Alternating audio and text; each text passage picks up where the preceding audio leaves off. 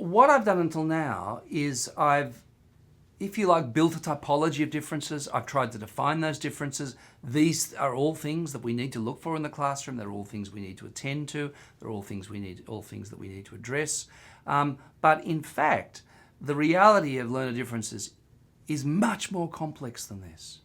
So firstly, if you take a group of kids and you want to look at their ethnic identities, the languages they speak at home, the full range of abilities and disabilities, like how many versions are there now of autism and Asperger's syndrome, and in fact they call this just a spectrum now because there are so many subtle differences across that spectrum. If you think about gender and the whole range of possible gender identities, which are not just simple, male, female, gay, straight, it's much more complex than that and much more varied. And what you end up doing, the more you look at differences, the lists of differences become unmanageable. They become overwhelming. How can I deal with, now that kids with learning disabilities or disabilities, physical disabilities around sight or hearing, how can I do literacy now that these kids have been mainstreamed?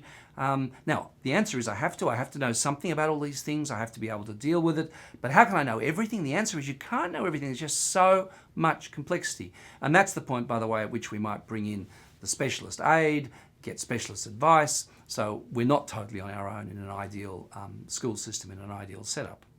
So that's the first thing, the list of differences. When you take the differences seriously, the lists are endless and they become overwhelming, they appear unmanageable. The second point about them is the internal variations within each category are usually greater than the average differences between categories.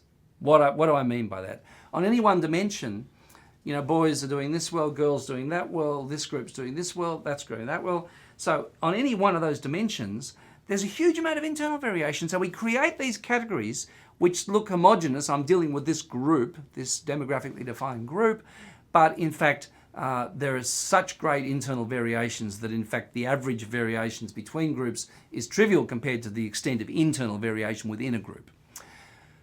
But the other point too is that these things are all relational. Race is not just a skin color, it's a relationship. Black is not just black. Black is a relationship to white, and white is a relation to black. Gender, boys and girls, and male and different forms of sexuality. Minority cultures and majority cultures. Speakers of the dominant official language and speakers of minority languages.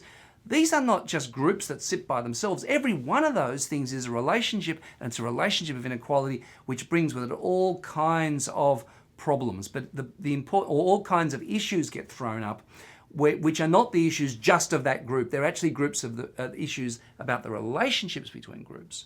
So one of the problems about just slotting kids into groups and thinking, oh, you're in that group, is we don't necessarily attend to those relationships and we don't address those relationships, because every one of these differences is part of a whole where you've only got this other because there is something which is not another over here, and those things are connected.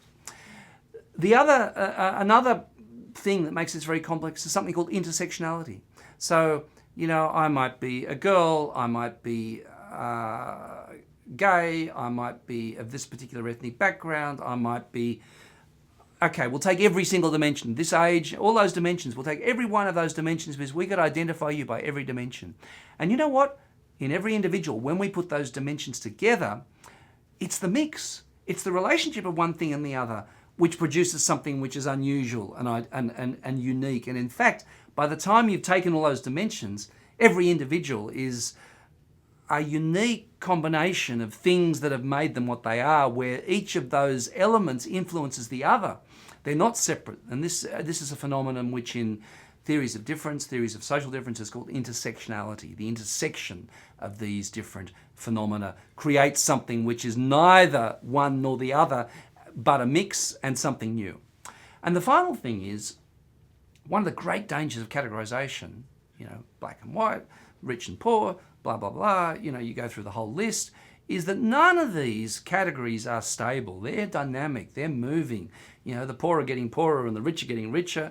That racial inequality is changing in its dynamics. Maybe it's getting worse in some respects, getting better in other respects. So in other words, none of these things is something where we can just build an understanding of a category and hope that that'll do, because that category is shifting. History is with us all the time and it's moving. So I've done a funny thing now. What I've done is I've introduced these essential categories, and tried to classify them in a way which is sort of a bit clearer than normal.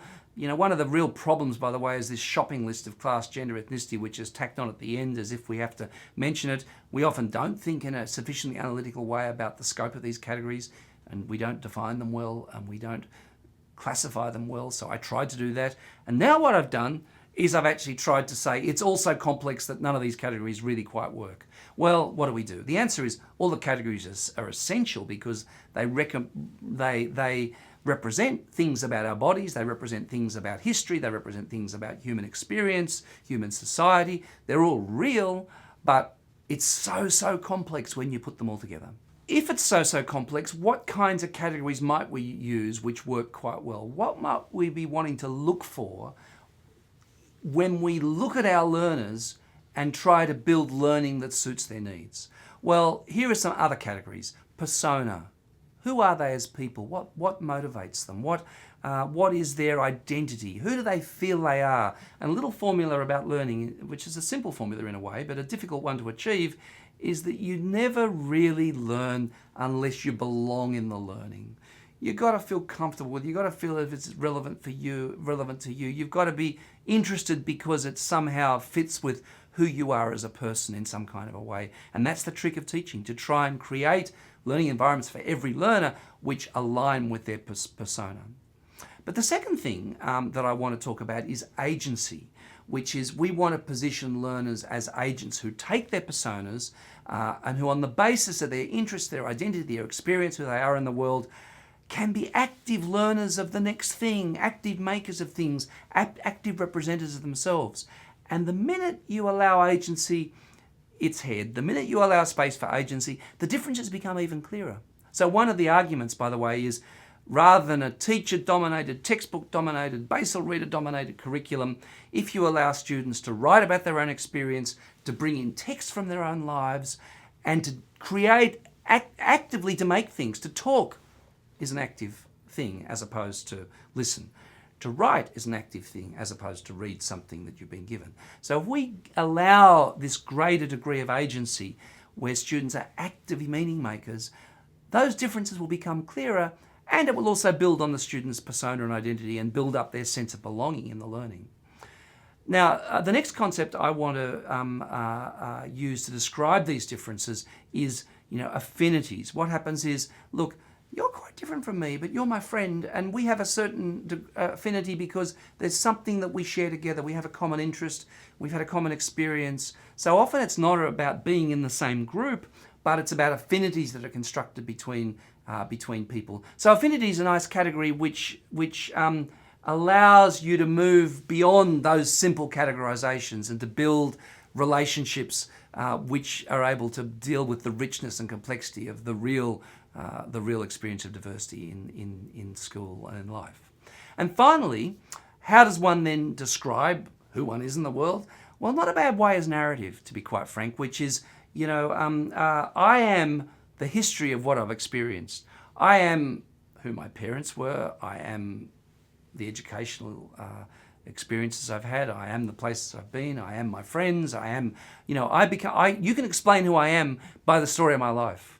So to build narratives which are experiential narratives about things I've done and things that have made me who I am, that's a way to build a picture of learner differences. So what I'm proposing then is, okay, we've got to use these big demographic categories, age and race and class and all those things. They're all important categories.